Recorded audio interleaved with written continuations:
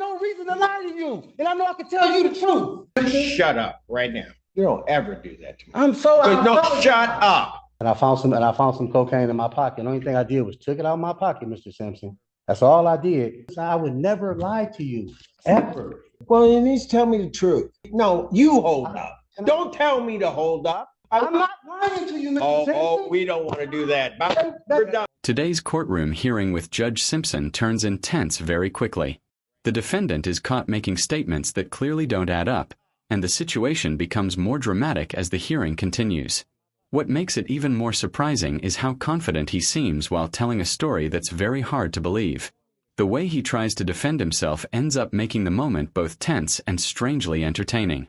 As you watch, think about his explanation and decide for yourself whether it sounds believable. I received the report yesterday. I haven't seen any of the underlying tests. It's my understanding that there was a positive test for cocaine several weeks or in mid-November, if my recollection serves me right. He was counseled for that. He has not had any other positive tests since. There has been multiple tests. Your Honor has the report. I do. Your Honor, Mr. Watkins reports that he has not used cocaine. He has not used marijuana since being ordered not to. And that's why I was hoping to. Hold on, before he says that, if you want me to call over and get the amount. Well, that's what I was wondering, Judge, if the lab amounts were if the amounts were going down progressively with each test, that would be indicative of. Can I speak, Simpson?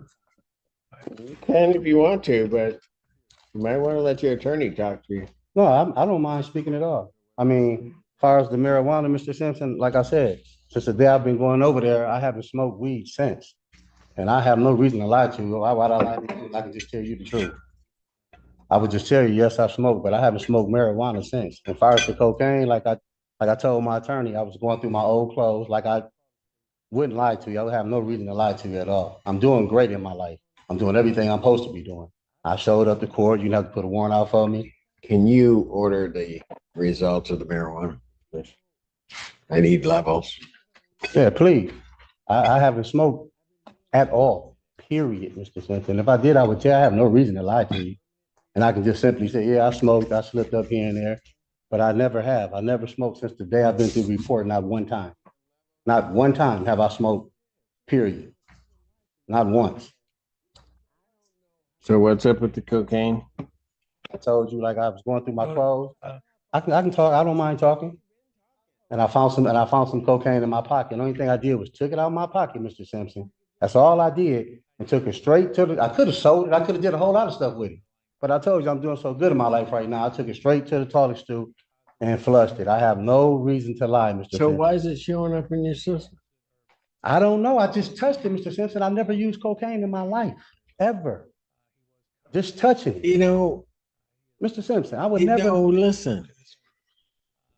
I've been doing this for a minute. I can't believe you're like an amoeba. What, are you absorbing it through your skin like yes, that? Mr. Simpson. Oh, okay. Mr. Simpson, I promise you. Give me the levels on the cocaine too, please. Yeah, please, Mr. Simpson. I wouldn't lie to you. I have no. Okay.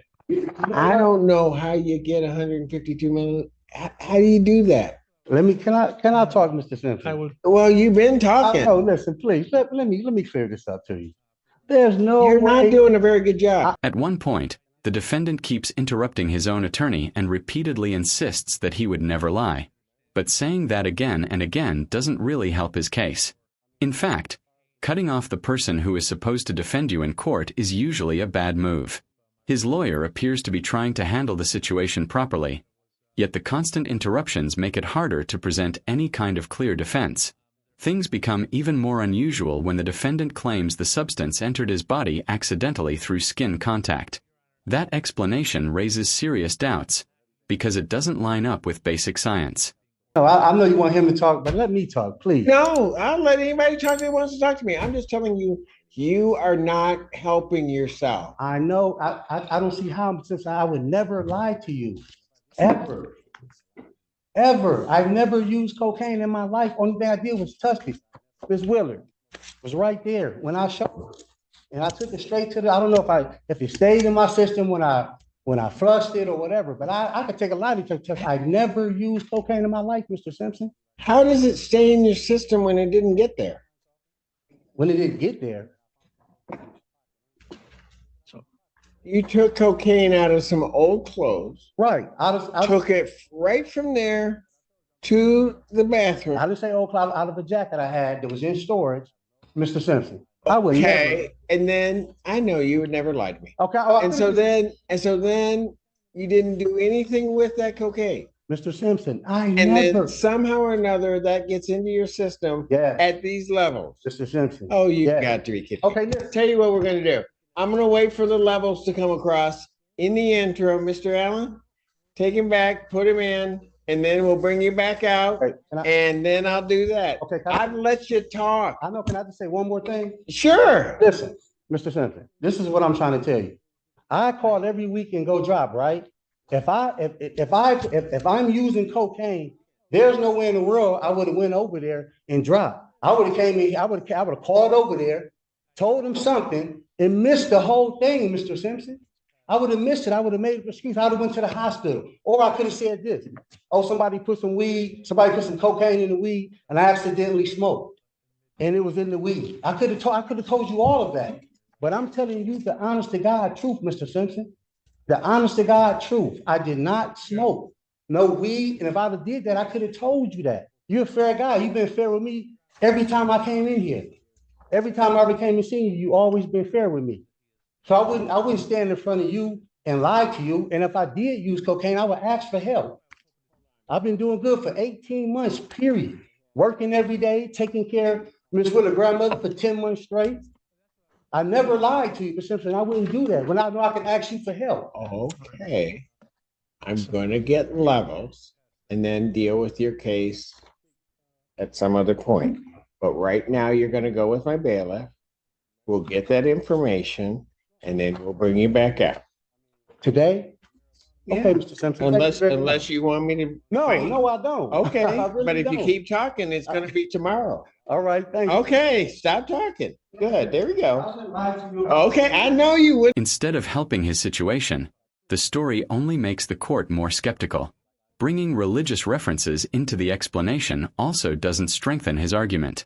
In a courtroom, honesty is extremely important, and giving false statements can lead to serious legal consequences. As the hearing continues, it becomes clear that the defendant's behavior is making things worse. The prosecution already has evidence, and speaking out repeatedly without guidance from his attorney only adds more problems. His lawyer appears frustrated, likely because defending someone becomes very difficult when they won't stop talking.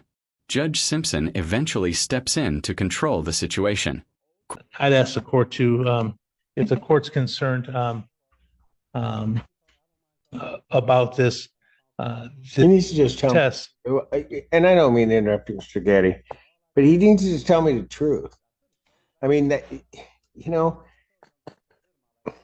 we can sit there and play this game, but the cold-hearted reality of what happened is he almost goes down to a zero after it kind of falls off, and then all of a sudden it just shoots back up.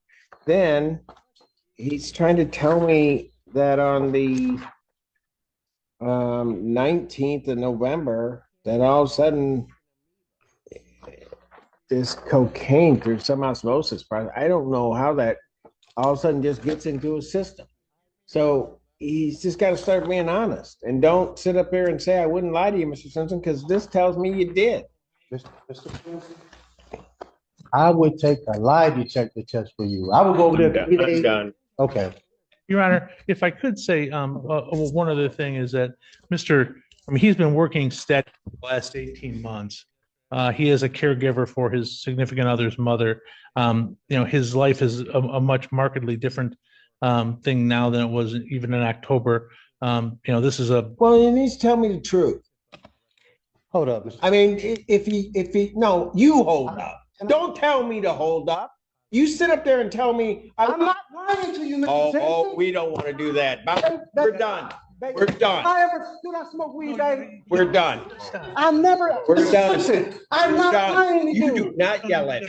I am not Ever. lying. Do not yell at me ever. Hold up. No, you would not hold up. I'm telling you, Not, truth, yeah, Mr. you do Simpson. not talk to me that way. Man, I can't You believe do it. not talk to me that I'm way. not talking about Ever. to be disrespectful. Ever. But I came in here when I was full of garbage. You worked with me. Now I'm telling you the truth, and you telling me I'm lying to you? I have no reason to lie to you, and I know I can tell you the truth. When I used to come in here and I have nothing to stand on, you gave me every chance in the world, Mr. Simpson. I did. That's why I can't believe it. why I expect the truth from you. That's what I'm I looking told at the you. graphs. Even when I came in here, I was full of garbage, Mr. Simpson. You let me go. I'm telling you the truth now, and you think I'm lying to you? I'm taking care of her grandma. I've been doing this for 10 months straight. I've been working. I'm paying child support. I got my name on the lease on the house. I never came in front of you and I had these things accomplished. Now you think I would lie to you? When I know that you're a man and let me finish talking, please. I didn't mean to yell at you, Mr. Simpson. I got the utmost respect for you. And I always have. I'm sorry. But I wouldn't lie to you, Mr. Simpson. I promise you, I'm so sorry for raising my voice. But I wouldn't lie to you when I know I can tell you the truth. Don't ever do that to me. I'm sorry, No, Mr. Simpson. Shut up right now. You don't ever do that to me. I'm so. No, shut up. I can't believe you doing And I know my mom taught me better than that, but you better shut up. I can't believe you Shut up and turn around. Just shut up.